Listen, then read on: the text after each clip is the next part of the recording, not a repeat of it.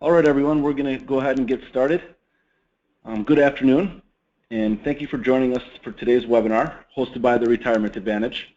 Today we'll be discussing the benefits of hiring a delegated 316 plan administrator.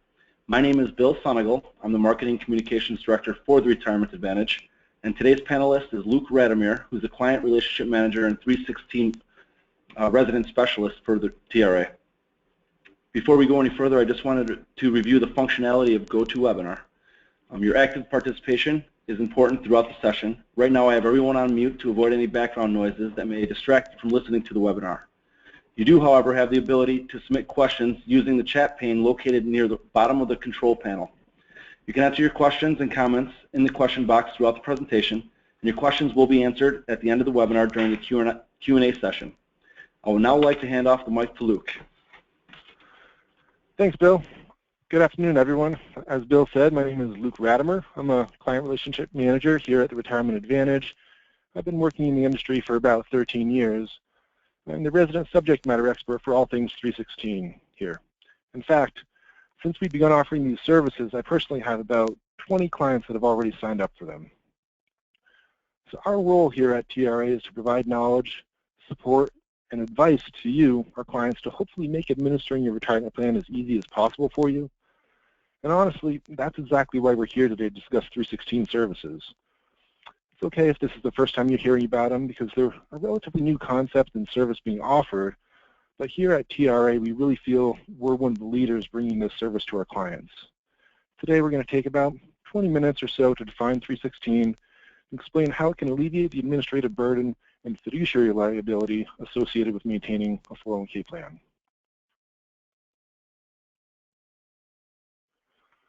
So why do you sponsor a retirement plan?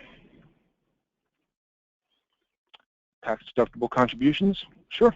I'm sure many of you have accountants that could tell you that it'd be great if you could put some extra money away and reduce your tax burden at the same time.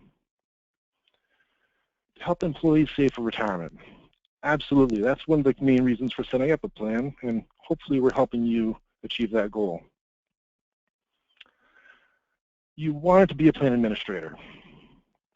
I doubt any of you lie awake at night wondering, how can I add some more responsibilities to my workload already? Probably not. And when we ask our clients what their goal is in setting up a retirement plan, it's not so you can be a plan fiduciary. In fact, this is probably one of the reasons in your negatives column when you're weighing the pros and cons of setting up a 401k plan in the first place. Let's take a look at this statement. True or false? The biggest risks fiduciaries face with respect to the 401k plan is the performance of the assets. Now, this might be a common misconception for people that aren't involved in running a plan, but I think many of you agree that this statement's false. What are the fiduciary responsibilities that you have with respect to the plan? Well, ERISA sets the standards of conduct for managing a retirement plan and its assets. A fiduciary has to abide by these standards of conduct. Act solely in the interest of the plan participants, act with care, skill, prudence, and diligence, diversify the investments of the plan, administer the plan in accordance with the documents, and evaluate the reasonableness of the fees charged. Now, most of you aren't attorneys, but you're tasked with picking up this complex plan document and applying it on a day-to-day basis, which it can be challenging, if not confusing, for many of you. This is really one of the areas that we found our clients struggle with the most, and that's what 316 does. It offloads a lot of the challenges associated with administering the plan on a day-to-day basis. Let's take a look at the top 10 failures that occur in retirement plans. As you can see here, most of these failures are actually document failures. Number one, unsigned documents. I think we do a pretty good job here at TRA on getting our clients to sign and return documents and keeping their files. But when you take on a new client, finding signed documents from their prior plan providers can be a real struggle. And numbers 2 through 9, these are the primary issues that occur on a day-to-day basis for plans. Either small errors are made or things aren't done quite timely. You or the business owner are probably focusing on what you do best. You're seeing patients or making widgets, for example. You're not really focused on calculating the match exactly right. As a TPA, what we tend to do is we give you homework, we provide guidance on completing that homework, and at the end of the year we do your testing and 5500 preparation to make sure that homework was done right. So we're checking the homework and fixing errors if they happened, but really on a day-to-day basis all of these tasks have to be done. And as you can see, most failures are a result of these day-to-day tasks being overlooked. And the last one, number 10, that's really the alphabet soup of disclosures that you need to distribute on a day-to-day basis. Many of which you probably don't even know when they need to be distributed, and even if you do, it just takes away from your day-to-day business. So how has the industry responded to this need of helping you with managing the fiduciary responsibility? Well, that's where Code Section 316 comes into play. A 316 administrator is an individual that's named plan administrator who agrees to take on some or all of the daily plan operations. This is the section that addresses the top 10 failures the IRS identified, and furthermore, it deals directly with the day-to-day operations of the plan. The loans, the distributions, the contribution calculations, these are what we feel are the real pain points in operating a 401k plan. So if we can offload these responsibilities from you, we can alleviate the stress, the confusion, the responsibility and liability that goes into running a 401k plan. Not only that, but you would really be offloading these responsibilities to an expert that knows what to look for maintaining plan compliance. You probably don't know the first thing of what you do or how to run your business, so by taking over these tasks, which we're the experts of, we can leave the time for you to focus on what you're the experts of. So why hire a 316 administrator? Let's face it, you make money by focusing your time on your business. The amount of time you save by offloading these services will probably pay for itself in the long run. If that's not enough, it can be a huge peace of mind just knowing that you have a professional that will keep your plan in compliance, potentially saving you from fees and penalties down the road. Now, putting that aside, what we really think you want for your 401k plan is for it to be easy, or at least easier. That's the real benefit these services provide. Certainly, they can reduce audit risk as well, but increasing your capacity and saving you time, and just making administering the plan easier are probably the most valuable reasons for you to hire us as your 316 administrator. So you might say, what can we do as a 316 plan administrator? Well, we can approve loans and distributions. We'll sign off on them, so you never have to touch them. If you have online processing, we'll log on to the plan sponsor's website and sign off on them there. We interpret the plan document on a day-to-day basis, such as ensuring the correct definition of compensation is being used, for example, which is one of the top 10 failures, and making sure that we get all documents signed and returned. We'll deliver participant notices throughout the year based on the required deadlines.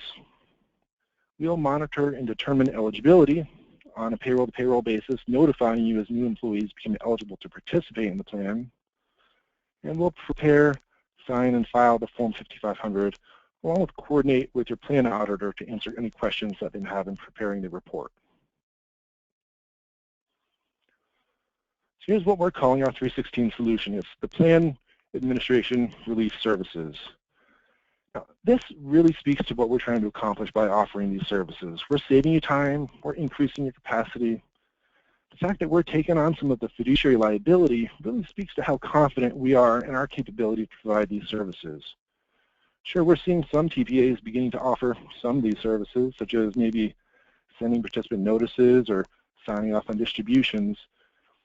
However, they're not taking on the role of fiduciary, so the liability is ultimately falling back on you because they're not exercising discretion, which is really the definition of being a fiduciary. So the key differentiating factor between what we here at TRA are doing versus other service providers is we do take on that discretionary authority of these day-to-day activities, thus transferring that liability from you to us.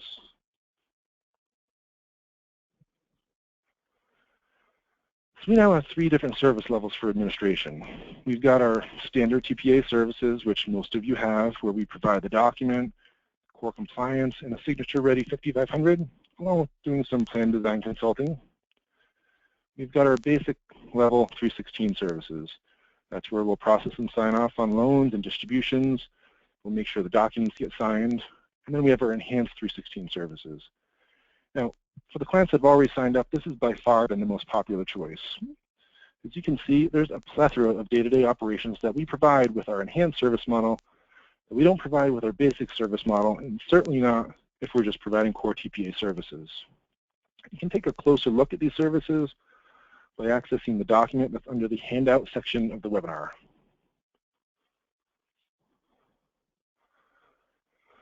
We really feel engaging us for your 316 services is a clear choice for the majority of our clients. This is really going to be the way of the future for TPAs, and we're ahead of the curve by bringing these services to you and taking on the fiduciary liability of them. What it comes down to is we'll be saving you time, we'll be taking on the fiduciary liability, and this allows you to focus on what you do best. You can run your own business and have the peace of mind that we have your 401k plan covered. Bill, back to you. Thank you, Luke. Right now, we'd like to invite you to ask any questions. I've already seen a couple come through the chat pane. And just if you'd like additional information on this, please contact one of the following. You can contact your client relationships manager, or if you'd like a copy of this presentation or a link to review the webinar, you could reach out to me at bill.sunagel, that's S as in Sam, UNAGEL, at tra401k.com. I'll be more than happy to provide that link. For those that attended, I'm going to send a follow-up email just thanking you for attending, and I'm also going to provide the link and some of our supporting material on 316 capabilities. And for our first question, Luke, if you're ready, what is required of me? What is required of me as a plan sponsor to make this service work effectively? Good question. So to make these services work most effectively, we need to be getting your payroll information throughout the year. Every pay period, you have to submit a file to us with that period's payroll information. And at the end of the year, we'll have your total year-to-date information. We'll use that to determine eligibility, determine who needs to receive notices at different points throughout the year. Excellent, thank you. Next question. If TRA is the 316 plan administrator, what administration is there left to do for the plan sponsor? Okay, well, there's a couple things. We won't be sending enrollment packages to newly eligible participants. So when we determine someone's eligible, we'll let you, the client, know, and you would then provide them with the enrollment package. You would also still have to continue submitting contributions for the plan and signing off on documents, in addition to, of course, sending us a payroll file each pay period. Okay. Thank you. Another question. If the plan is with a provider who already distributes notices and disclosures, do you take those over? We won't actually take over sending notices that are already being sent by the plan provider. We would just be sending the additional notices that we would normally send to you, a client, to distribute, such as summary plan description, your safe harbor notice, annual fee disclosure, things of that nature. Okay, thank you. Another question. We payroll in-house. Will these services still work? Absolutely. It doesn't really matter who your payroll company is. You just have to provide us with a spreadsheet that contains that payroll information each pay period. Okay, thank you. Another question. Will a separate census still be required if I use the enhanced service? Good question. No, it won't. So if you use the enhanced service and we're collecting your payroll information throughout the year, at the end of the year we'll consolidate that into one final census. We will provide you, you'll be able to view that final census when you go in to complete your data collection package, just to make sure it's accurate. We can check the totals and sign off that it's complete. So it'll all be pre-populated for you. Excellent, thank you. Next question. To be clear, we still have to send out the enrollment packet, correct? Yes, that is correct. Okay. Do they have to send the payroll file in your format, or can we send it in a format from our payroll company? We provide a sample template, It would have to be in a format similar to that, such as having one participant per line, where it has social, name, dates, compensation, contributions all on one line. So as long as it is in a similar format, it doesn't have to be strictly in the format that we use. And we would certainly be happy to go over your payroll format and see if that's something we could work with. All right, thank you. Who do I file? Wait, who do the filled out enrollment packets go to process? So when you provide the participants with their enrollment packet and they return it to you, you would send that directly to the plan provider as you usually do. Okay. Are there any payroll providers that you work with that could send the payroll to you directly instead of requiring the employer to send it to you each pay period? Great question. Actually, yes. If your payroll provider is Paylocity, we can pull that payroll information directly from Paylocity, so you wouldn't have to submit a payroll file each pay period. If your plan provider is Principal, we can also pull that information from Principal. So you definitely have an advantage if you work with Paylocity or Principal. Okay. Okay. What are the costs of these services, and can you describe the cost structure for these services? Okay, so as I mentioned, there's two different service levels, basic and enhanced, and the cost does vary based on the services you're set up with. So that you could probably reach out to your client relationship manager to discuss the fees that are applicable to your specific plan.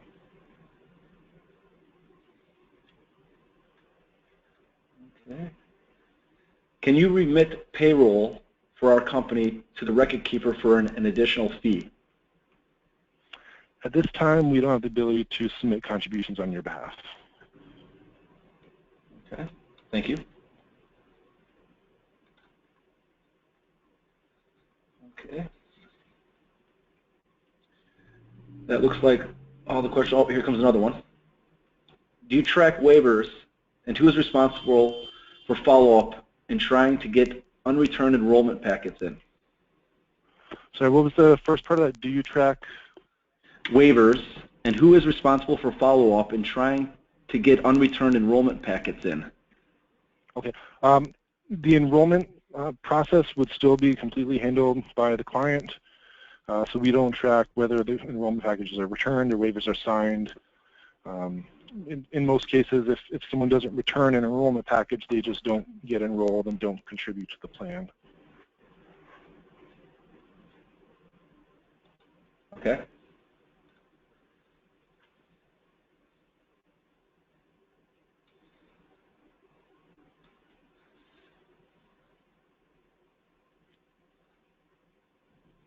Looks like that's all the questions that came through GoToWebinar.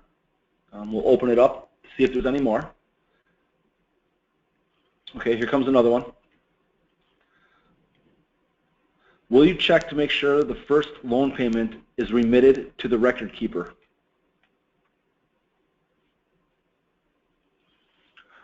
That's a good question. I'll have to double check on that specific process, and I can send out a response to that to the group or to the individual if we have that information. Yes, I do. Okay. Okay. Do we have to have waivers for non-participants? Waivers are not required, no. If someone doesn't fill out their enrollment forms, never returns them, then they simply would not be enrolled. A waiver would more apply to a situation where if there was a plan had automatic enrollment, you would have to automatically enroll that participant if they did not sign the waiver, opting out. Okay, thank you.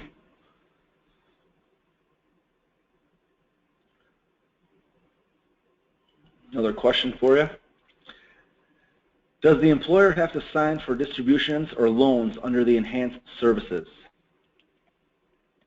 No, we would sign off on distributions and loans. We would also verify that the participant meets the hardship qualifications to take a hardship. Excellent. Thank you.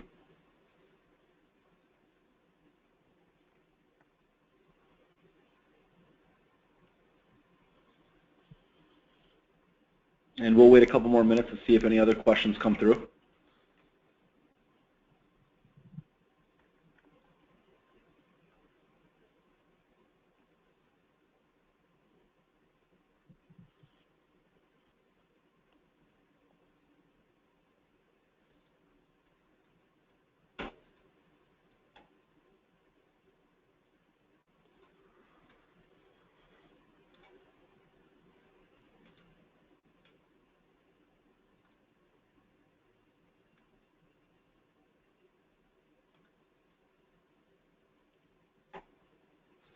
Okay, I have another question for you. Who do employees talk to after they leave their employment and would want to convert their 401k into an IRA? They could reach out. I mean, some plan providers will send out distribution packages to terminated employees. So it really depends on what service provider you work with. Certainly, they can. Participants don't usually reach out directly to us. They would reach out to the client requesting distribution forms, and the client could have us send them to them. We don't send distribution packages directly to participants typically. Thank you.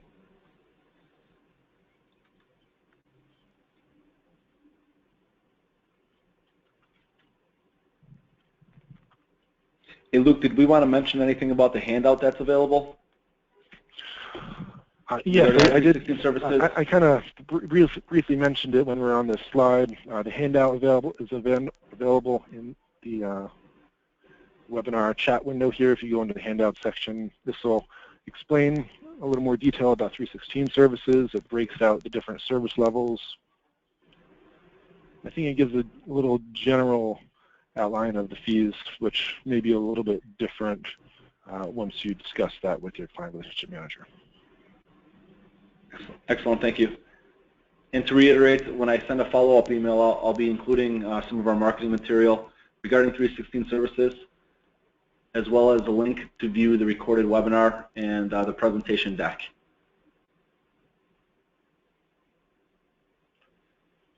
And it doesn't look like any more questions. Oh, here comes another one. To use the enhanced services, is the employer required to maintain fiduciary liability services? A fidelity bond is still required for the plan's assets. I think that's what that question's addressing.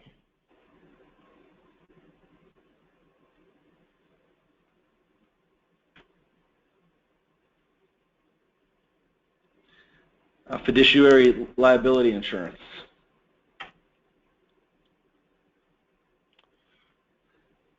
That's what the individual is referring to. That was my understanding. Of fidelity bond covers the fiduciaries for liability on the plan's assets. If there's another type of insurance, I'm not completely familiar with that. Okay. It's not something that we would require. Yeah, the question was regarding fiduciary insurance, not fidelity bond. I guess I'll have to look into that. I'm not familiar with fiduciary insurance aside from having a fidelity bond. Okay. Thank you.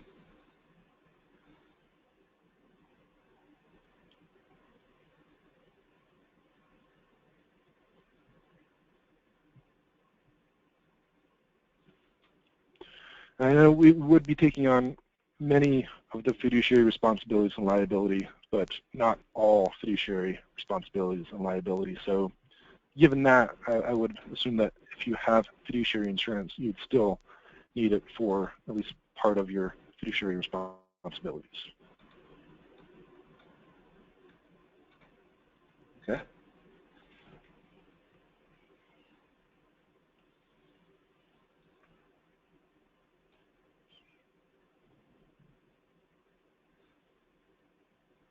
We'll wait another minute to see if any other questions come through.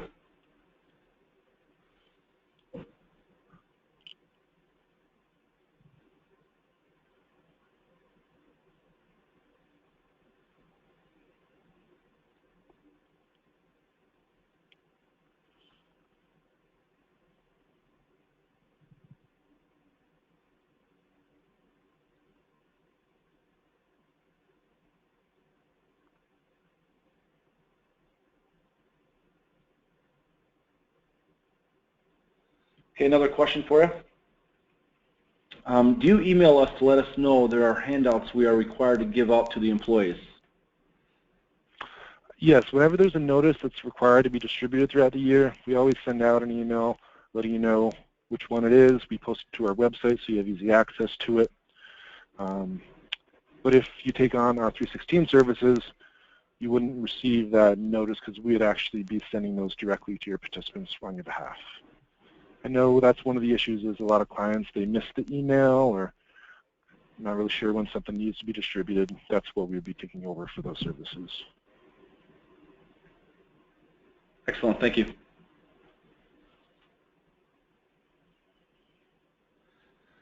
Another question came in. What did you mean by the last comment about all responsibilities?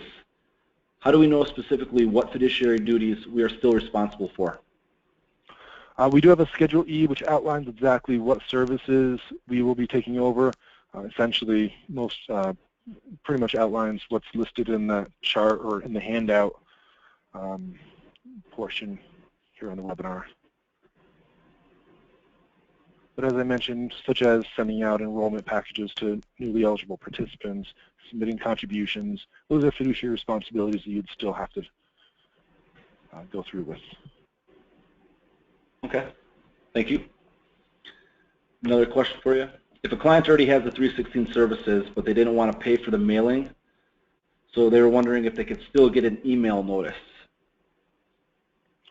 If you don't want us to send out the notices to participants and you just want us to continue to send the email to you when there's notices that need to be delivered, we can certainly modify the service to add that. Thank you.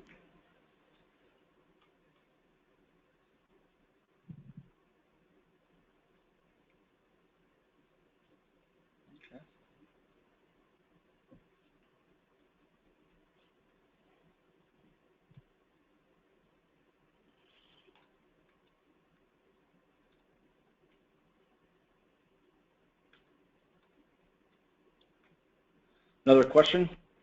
What liabilities are on us still if we do decide to change to 316?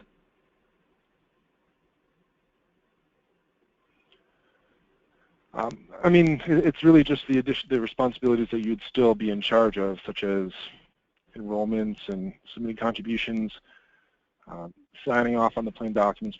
We'll send them to you. We'll follow up to make sure they get signed, but ultimately you are the ones that have to sign off on the plan document.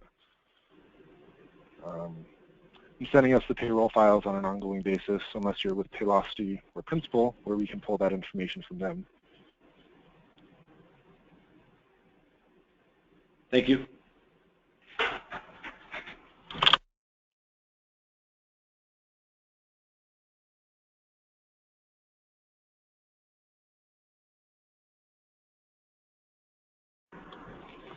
Okay. To be respectful of everyone's time, if there are no other questions, we're going to wrap up this webinar session. And another question just came through. I assume the employer must also review the record keeper platform and fees for services. Is that correct? Yes, that is correct.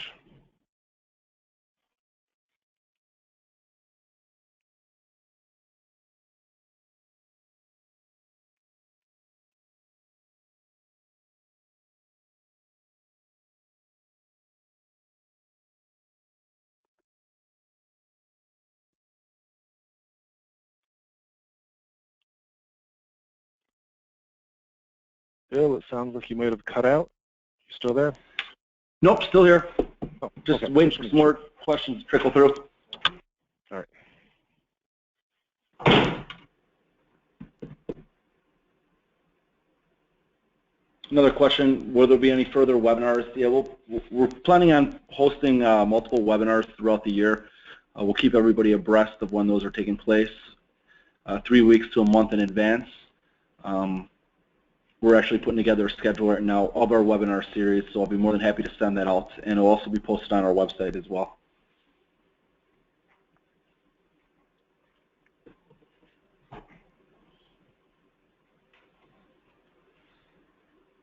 And again, to be respectful of everyone's time, if there's no other questions, we're going to wrap up this session.